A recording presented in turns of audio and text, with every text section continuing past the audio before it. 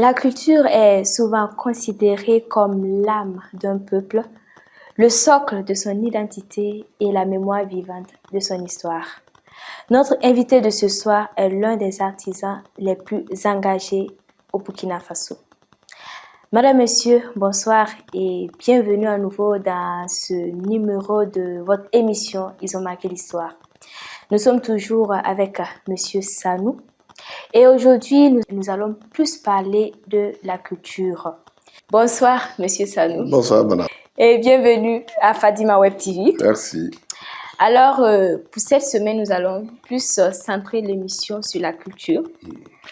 En novembre 1996, août 2000, vous avez été secrétaire permanent de la Semaine nationale de la culture et conseiller technique du ministre des Arts, de la Culture du Burkina en 2001. Et aujourd'hui, pensez-vous que ces valeurs culturelles sont menacées? Bien, c'est vrai que j'ai mon parcours parallèle, c'est sur la littérature et puis sur la culture. Et je suis tenté de dire que les valeurs culturelles sont permanentes. Je ne dirais pas immuables, elles sont permanentes. Parce que chaque communauté humaine se construit sur des valeurs culturelles. Or, notre communauté humaine est là, donc nos valeurs culturelles sont là aussi, permanentes. Mais comme l'être humain lui-même évolue, nos cultures évoluent. Nos cultures évoluent dans ce sens que elles s'adaptent, que nous le voulions ou pas, que nous l'acceptions ou pas, que nous en soyons artisans ou pas, elles s'adaptent à la réalité. Et c'est ça qui fait qu'on dit que les cultures sont vivantes. Une culture qui ne s'adapte pas à la réalité, elle se sclérose, donc elle disparaît.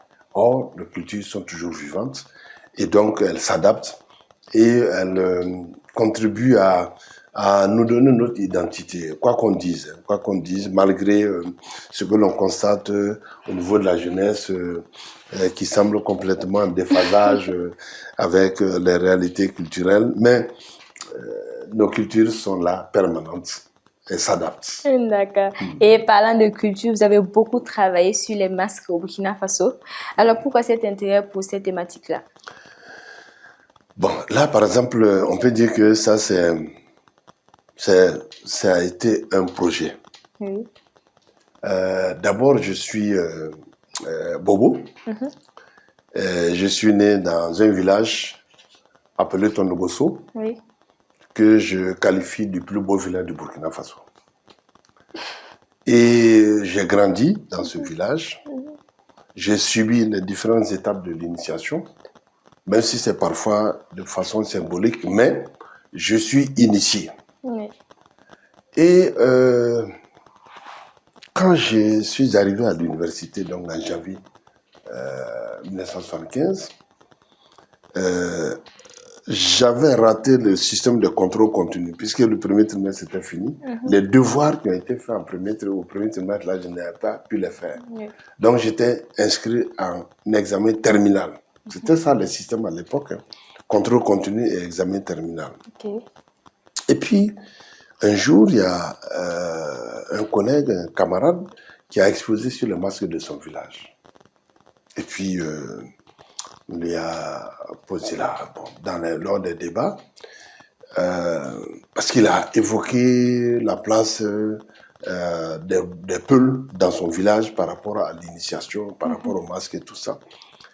Et moi, j'ai dit, bon, dans mon village, voilà aussi comment ça se passe. Et le professeur, je pense, c'est quelqu'un qui a été un grand prédateur de la culture burkinabé, des basques voltaïques à l'époque. Michel Volz. Elle dit, ah tiens, il y a les masques chez vous il y a 2 semaines. J'ai dit, oui. Moi, j'étais tout fier de savoir que mon professeur connaissait mon village et même avait été voir les masques. Bon, ben, c'était pour mon malheur en réalité. Mais mon malheur immédiat, mais pour mon bonheur après, parce que il a coché mon nom Comme quoi, j'étais quelqu'un qui pouvait lui apporter des éléments pour sa thèse, puisqu'il a fait sa thèse sur les masques voltaïques à l'époque. Et donc, l'examen terminé en juin, le sujet portait sur les masques. Je n'ai pas eu mon unité de valeur à l'époque, ce qui correspond aux unités d'enseignement aujourd'hui. Je devais reprendre. C'était la seule UV que je devais reprendre en octobre. Je l'ai reprise, ça portait sur le masque encore, échec. Donc je suis passé en deuxième année tout en reprenant cette seule UV en première année. Et à la rentrée, donc, une rencontre des premières années, il leur explique ce qu'il attend d'eux, notamment dans le domaine des littératures orales et dans le domaine des masques.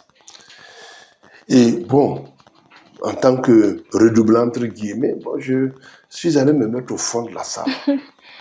Et puis après, il dit, ah oui, Salaka, c'est vrai, hein, vous pouvez me faire un bon dossier sur les maths de votre village, là. Bon.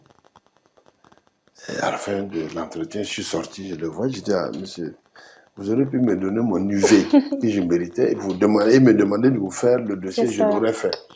Bon, on s'est compris.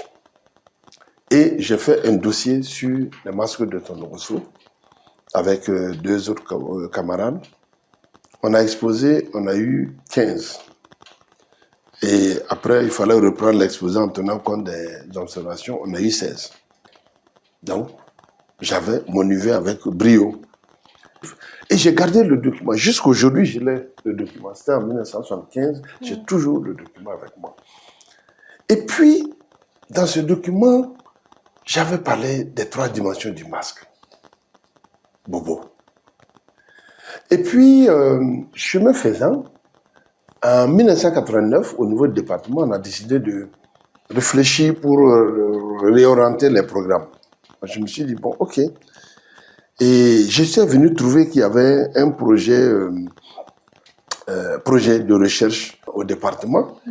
Et moi, j'ai dit, bon, je vais proposer un autre projet qui est esthétique littéraire et artistique négro-africaine. En abrégé, ça fait ELAN. Ok. Bon, donc on a décidé, on m'a dit de rédiger aujourd'hui on parlerait des termes de référence. Hein. J'ai fait un document dans lequel j'ai dit il est intéressant que nous puissions étudier nos danses traditionnelles, nos musiques traditionnelles, modernes et traditionnelles, les instruments de musique, la littérature orale, et quelque chose auquel on ne pensait pas souvent, des scarifications, parce que les scarifications, c'est notre forme d'écriture. Donc, et on s'est donné 3 ans pour pouvoir réaliser ces recherches avant qu'en 1992, on nous propose Élan, là, esthétique littéraire artistique, comme option en licence et en maîtrise. Donc, je suis parti de ce document, de ce devoir en 1975 pour réapprofondir la réflexion. Et du coup, en 1992, on a créé l'option Élan. Et dans cette option Élan, je me suis dit, mais bon, c'est vrai, nous parlons d'art négro-africain et tout, mais à la réflexion, le masque constitue quand même une référence dans les sociétés où il est. Chez les Baba, chez les Nouni, chez les Léla, chez les Winien, chez les Bobo, chez les San, chez les Marcas, ceux qui ont la gueule noire là, ce qu'on appelle les Dafina. Bon, donc, voilà. Et chez les Bobo, bien sûr, mais le masque occupe une place importante. Donc, je dis, bon, mais je vais, à défaut de faire le tour des masques de là où il y en a, mais au moins, je vais amener régulièrement les étudiants dans mon village. À chaque grande funéraille sortie de masques, j'amenais les étudiants. Et aussi, à un moment donné, on pouvait aller à Zawara, donc dans le Sanguier. Et donc, ça nous a amené à intéresser les étudiants, les jeunes là, au masque. Et du coup, je me suis dit, mais il y a matière à réflexion. Et c'est comme ça que j'ai commencé à écrire des articles sur les masques. Aujourd'hui, j'ai une bonne quinzaine d'articles sur les masques Bobo. D'accord. Voilà. Donc, vous pouvez faire la danse des masques et tout?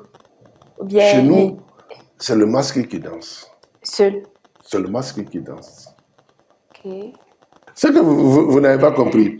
Parce que chez nous, on ne dit pas que quelqu'un a porté le masque. Ok. Parce que le masque, c'est une entité spirituelle, une entité de référence. Chaque fois, les gens disent, mais quelles sont les conditions pour porter un masque? Je dis, il n'y a pas de conditions parce qu'on ne porte pas un masque. Le masque est. Parce que dans l'esprit du bobo et dans la plupart des sociétés de masques où j'ai pu aller, le masque est un être de la brousse. Et on va le chercher en brousse. Donc il y a tout un mythe qui entoure le masque. On va le chercher en brousse. Il vient, il reste avec les hommes et à la fin de son séjour parmi les hommes, on le ramène en brousse. Parce que si par exemple, en bobo on dit do signaro saint, barawuruma do signaro saint, monter sur le trou pour aller creuser le masque. Quand le masque a fini, on dit il doit signaro yé. Donc on va ramener le masque là où on l'a pris. Oui, donc quand vous comprenez le masque comme ça, vous ne pouvez pas parler de dans sur le masque et dans sur le masque c'est une entité. Et quelle est la place des masques dans nos sociétés? Parce que je prends un exemple, on peut dire que les forgerons, c'est quand il y a conflit entre deux ethnies qui viennent plaider. Mais les masques, quel est leur rôle dans la société? Alors, je prends l'exemple des masques bobo, que je prétends connaître un peu. Oui. Le masque est le régulateur de la société. D'abord, quand un enfant naît, il est garçon, il est fille, bon, on le constate physiologiquement, j'entends. Mais c'est à partir de son initiation au masque qu'il est garçon ou qu'elle est fille. Donc, c'est cette initiation qui se fait et qui, pendant laquelle on donne les rudiments élémentaires à l'enfant pour connaître le masque, de façon superficielle. Et quand on dépasse cette étape-là, la deuxième initiation, qui est la socialisation, c'est faire l'adolescent devient un adulte. Et là, il y a un certain nombre de valeurs qu'on lui enseigne. Et parmi ces valeurs-là, il y a la force physique, il y a l'endurance, il y a la résistance, il y a la résilience. Il y a aussi le courage. Il y a aussi le respect de l'autorité. Il y a le respect de l'aîné. Il y a se mettre au service de la communauté. Toutes ces valeurs-là, on les enseigne pendant l'initiation. Et c'est à partir de l'initiation que l'adolescent devient un adulte, qu'il est autorisé à prendre place dans l'assemblée du village, qu'on peut l'autoriser à parler, mais pas par lui-même, mais par l'intermédiaire de l'aîné de sa classe d'âge. Donc, le masque régule la vie sociale. Le masque aussi intervient quand il y a mort. Quand il y a mort, les grandes funérailles, c'est avec les masques. La naissance, c'est ce que j'appelle donc la première initiation. Donc, le masque joue un rôle essentiel, fondamental dans la communauté où il existe. Et par conséquent, on ne peut pas le comparer, par exemple, avec une caste, les griots, les forgerons, les agriculteurs. Non, parce que le masque réunit toutes ces trois composantes d'une communauté, par exemple la communauté Bobo. Alors, le masque, c'est la référence culturelle chez les Bobos. Et les gens, même, il y en a certains qui disent même qu'en fait, quand on parle masque, on parle culture. On ne peut pas parler masque si ce n'est pas en rapport avec la culture. Non, mais pourquoi souvent quand ils sortent, il y a des parties où tu vois, ils sont en train de frapper, je ne sais pas, ou bien pourquoi ils frappent les gens? Non, je ris parce que j'ai un article sur la question. La violence institutionnalisée des masques. Parce qu'en réalité, le masque Bobo ne frappe pas au hasard. Il ne frappe pas au hasard. C'est différent des masques que vous voyez dans la ville de Bobo-Dioulasso. Parce que le masque Bobo, pour fouetter quelqu'un, c'est institutionnalisé. Je suis malade, je vais demander à un masque de venir me fouetter. Pour me fouetter, non, c'est-à-dire en fait de venir exorciser le mal en moi.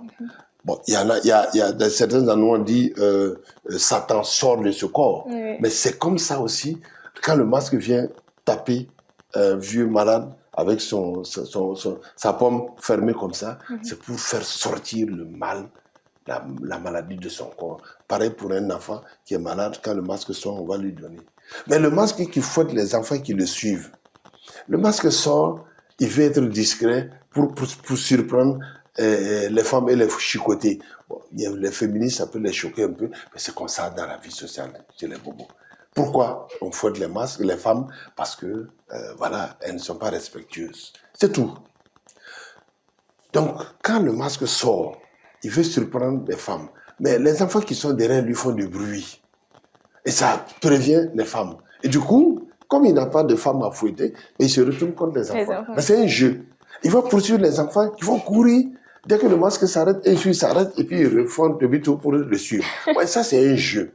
Mais aussi une autre forme de fouettage, si on peut employer le mot, mais qui est plus institutionnalisé encore, c'est quand on décide de punir une classe d'âge. Parce que, comme j'ai dit, c'est le masque qui régule la vie de la société. Et des gens initiés en même temps constituent une classe d'âge, comme vous avez des promotions dans les écoles, tout ça. Et si un membre d'une classe d'âge manque de respect ou commet une faute, il est sanctionné. Et on va décider, par exemple, de lui donner 6 coups de fouet, à lui le fautif. Mais ce n'est pas lui seul.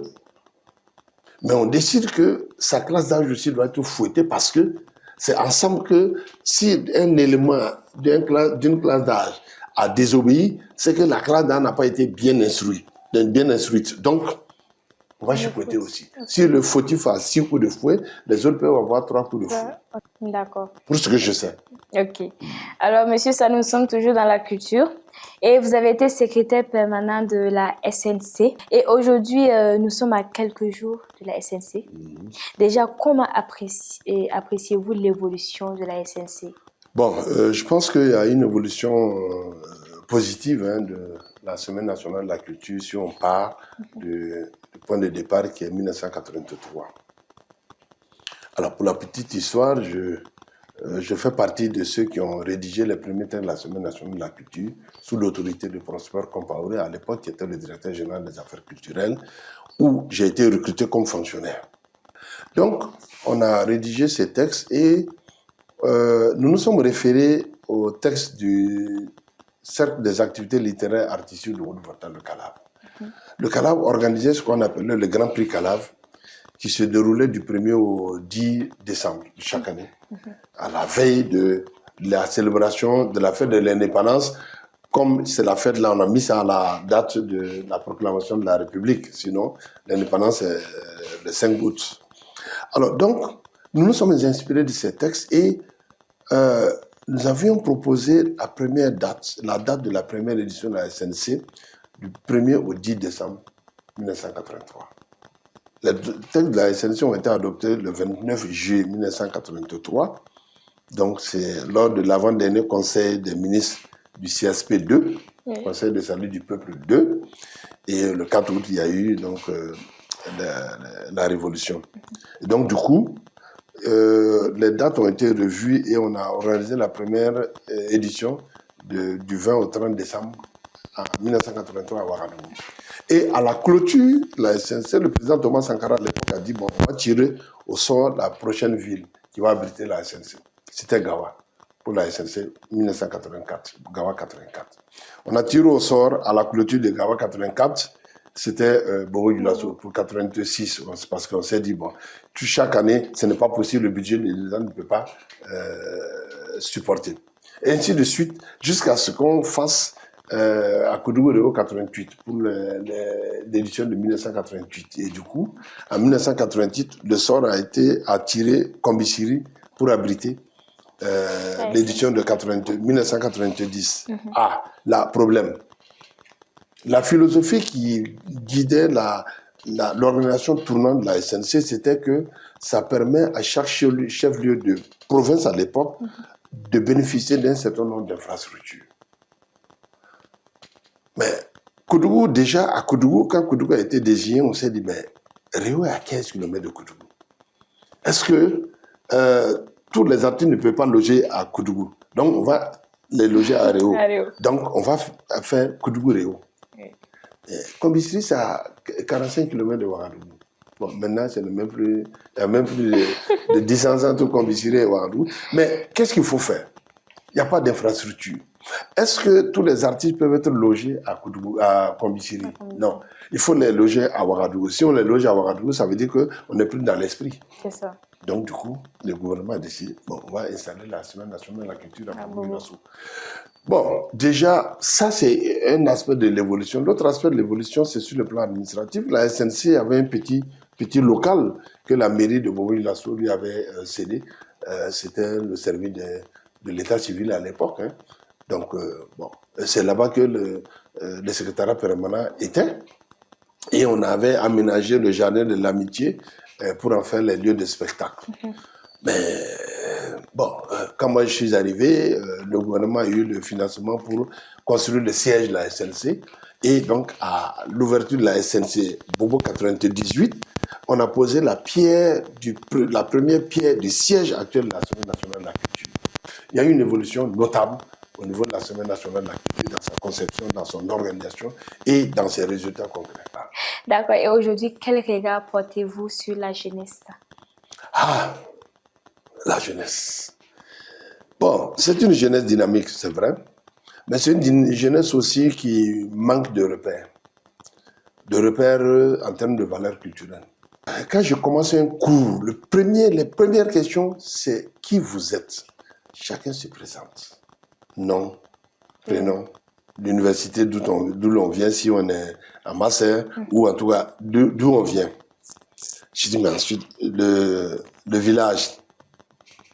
Bon, il y en a qui vous disent Banfora, par exemple. Ou bien il peut dire Kongoussi. Alors, j'ai cette question un peu vicieuse. Kongoussi ville ou Kongoussi village? Oui, il finit par dire, bon, village. Je dis, mais pourquoi tu dis Kongoussi? Dis-moi le nom de ton village. Oui, c'est des indices qui montrent que on n'a pas honte de dire qu'on est du village. Oui, on donne le nom d'une grande ville. Et ça, c'est la jeunesse, c'est pas bon. Mais partout où je passe, je trouve toujours le moyen de dire, moi je viens de Tondorosso, le plus beau village du Burkina Faso. Alors souvent les gens me disent, mais c'est quoi tes critères? Je dis, les critères c'est mon cœur. C'est mon cœur. Dans mon cœur, mon village, il est le plus beau du Burkina. Donc, et je voudrais que chaque jeune puisse être fier de dire, je suis de tel village. Voilà mon village. Parce que ça lui permet de savoir d'où il vient. Ça lui permet de connaître des racines. Pas toutes ces racines, mais je dis des racines. Mais moi, le conseil que je donnerai aux parents, et puis aux jeunes parents aujourd'hui, là, c'est aujourd'hui, nous sommes dans la valorisation de nos cultures endogènes. Mais où est-ce qu'on va les connaître, ces cultures endogènes, si ce n'est pas dans les villages? Donc, on peut rester à Ouagadougou, oui, théoriser, mais si l'enfant ne connaît pas, si vous-même, vous ne connaissez pas votre village, si vous n'envoyez pas vos enfants connaître votre village, pas que les enfants disent c'est le village de mon papa. Quand un enfant dit c'est le village de mon papa, c'est dramatique. Ça veut dire qu'il ne se sent pas concerné. Or, il doit dire c'est mon village. Déjà, quel est votre plus grand rêve pour le Burkina, pour terminer? Ah, le plus grand rêve. Que chacun fasse de son village le plus beau village du Burkina. Ok. Si le Burkina Faso est composé de plus beaux villages, il sera le plus beau pays. Et quand je dis ça, ce n'est pas de la fanfaronnade, mais je dis le plus beau là, c'est dans le cœur. Il faut que chacun se dise, le village, ça peut être une image, ça peut être un symbole, sa culture. Aimer sa culture. Si on aime sa culture, on va aimer la culture de l'autre, et ainsi de suite.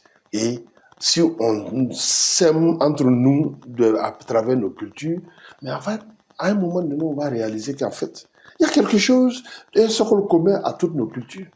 S'il y a un socle commun à toutes nos cultures, là, pourquoi ne pas s'appuyer sur ça plutôt que de chercher les différences pour nous opposer les uns aux autres. Oui. Donc, moi, c'est mon rêve pour le Burkina, c'est ça. Qu'on se dise, bon, voilà, le pays, c'est le plus beau dans nos cœurs. Notre pays, c'est le plus beau. Et si nous pensons que notre pays, c'est le plus beau dans nos cœurs, nous allons tout faire pour qu'il soit le plus beau. Et effectivement, à travers les actions que nous allons développer pour le permettre d'être effectivement le plus beau. Pour nous, d'abord, mais aussi pour l'extérieur. D'accord. Alors, c'est la fin de cette émission. Merci beaucoup d'avoir accepté de participer. Je vous en prie. Merci pour vos conseils et vos expériences partagées. Merci à vous aussi pour cette occasion d'échanger sur l'enseignement supérieur, d'abord sur la culture, ensuite. Ben, c'est, comme je dis, moi je suis au service de la société et donc je suis prêt à partager le peu que je crois connaître. D'accord. Alors que le Seigneur vous donne longue vie afin que vous puissiez davantage partager vos connaissances. Amen. Amen. Et à vous, chers téléspectateurs de Fadima Web TV, merci pour votre attention. À très bientôt. Portez-vous bien.